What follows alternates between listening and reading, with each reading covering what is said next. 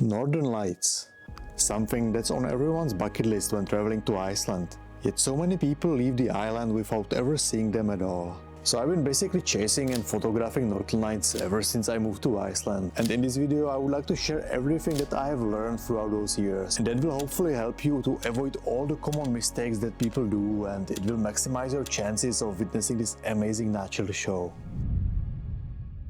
So the first reason why people often don't see Northern Lights in Iceland may seem pretty obvious, but still not everyone knows it. The thing is that you cannot see Northern Lights all year round, and that's due to bright Arctic nights that Iceland experiences in the summer. And that's basically the time of the year when sun doesn't set and when you get days with 24 hours of sunlight.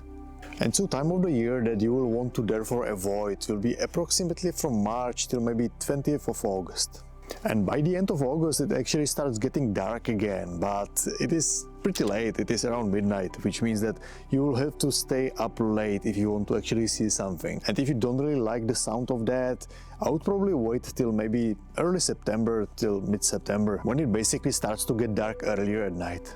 And to answer the question which I often get, which month is the best month to see Northern Lights? I don't really think that there is much of a difference. However, I personally always prefer the period from September till maybe end of October.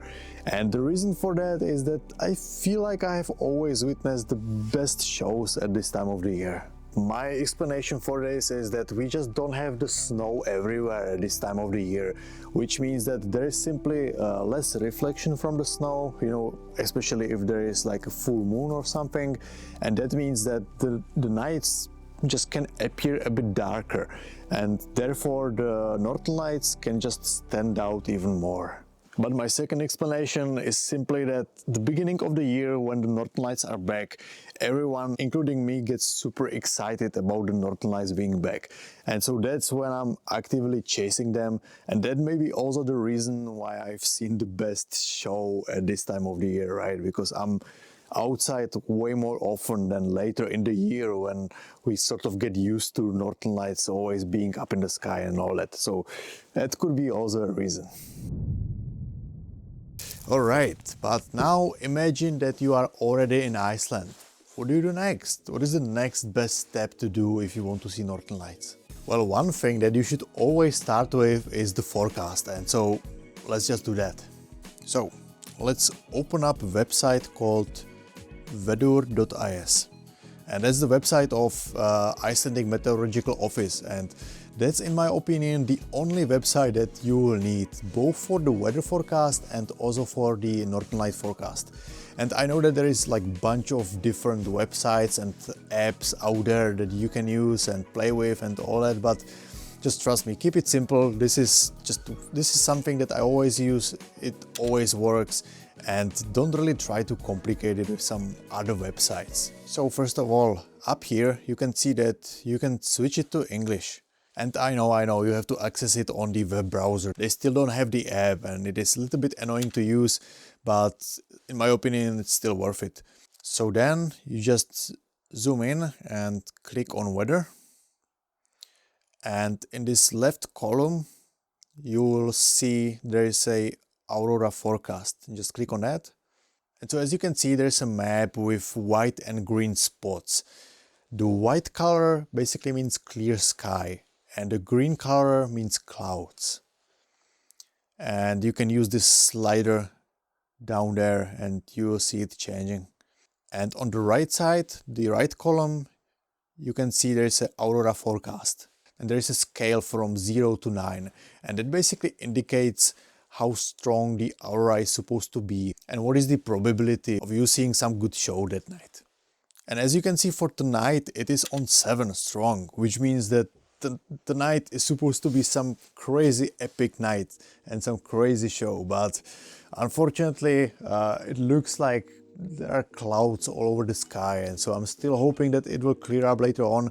and I'll be able to snap some photos of it and show you what is it like to have such a forecast on the menu. But back to that, this is basically all you need, and usually if the forecast is on 2 or stronger, that means that there is pretty good chance of some nice aurora. And just one thing that I want to mention is that just take it as a guide, but don't always look at it like if it's on like number 1, number 2, you'll be like, okay, it's probably not worth going out tonight. Trust me, it's always worth it. Like if there is a clear sky, which I think is the main indicator and the main thing that you should be always looking at when it comes to northern lights, I think it's always worth going out and giving it a chance. Alright, but now let me tell you about the most common mistakes that people do, which leads to them not seeing the northern lights at all, even if the sky is clear. The first one is that they are trying to see them from the city. And yes, if the northern lights are very strong, you can see them even from the capital city Reykjavik. But the rule of thumb is always to get away as far as possible from any light source.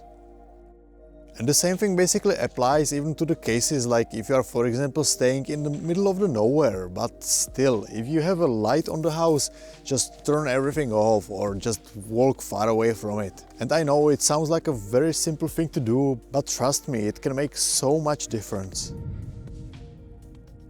Another reason why people often miss the whole show is that they simply just expect to be comfortably sitting at home, peeking out the window, waiting for northern lights to show up. Well, honestly, that doesn't really work in like 90% of the time, as even the slightest reflection from the windows will be enough for you not to see what's actually happening in the sky. And so just put on all the layers that you have and go outside, and if you follow the steps that I mentioned and you are patient and you also have a little bit luck on your side, then I believe that you should be able to see at least something.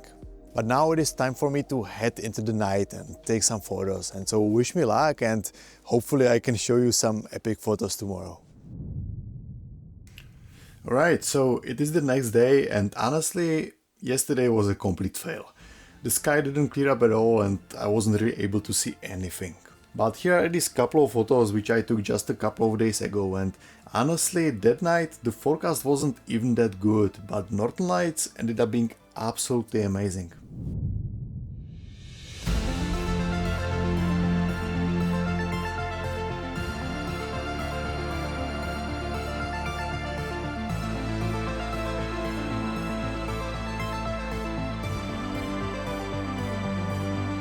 And so this really goes to show that this is really something that's very hard to plan for. And you really have to rely on a good weather, some luck, but it also takes a little bit of effort by simply going away from any light pollution. And in case you are wondering how am I getting photos like this, well, I have a professional camera, but if you have a phone which is like iPhone 14 or newer, then you can get some pretty good photos of northern lights as well. But let me know if you'd like to actually see a full tutorial on how to exactly shoot northern lights, and that's something that I could make in the future. But for now, I just wish you happy hunting and I'll see you in the next one.